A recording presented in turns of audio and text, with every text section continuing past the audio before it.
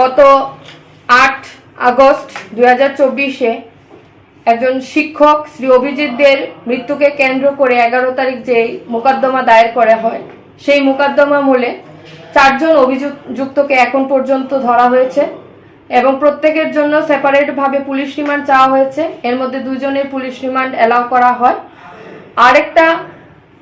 আর বাকি 2 জনের হয়নি। আর পুলিশ আরেকটা প্রেয়ার করে যে তাদের 4 জনকেই একসাথে বসিয়ে ক্রস ভেরিফিকেশন করার জন্য, ইন্টারোগেশন করার জন্য 5 দিনের রিমান্ড চায়, যেটার আজকে শুনানি ছিল এবং মাননীয় আদালত তাদের 3 দিনের পুলিশ রিমান্ড মঞ্জুর করেন এবং আজকে তাদেরকে 3 দিনের জন্য পুলিশ হেফাজতে পাঠানো হচ্ছে। তাদের নাম হচ্ছে গিয়ে জয়ন্ত সাহা, শঙ্কর কর্মকার, সুমন মাদ্রাজি আর বিশ্বজিৎ সাহা। সরকারি পক্ষ একটাতেই রয়েছে যে এটা হিনিয়াস অফেন্স এবং যেহেতু বাকি আসামিরা এখনো অধরা, তাদেরকে ধরতে হলে এই রিমান্ডের প্রয়োজন ছিল, সেজন্য আজকে এই পুলিশ রিমান্ড চাওয়া হয়েছে।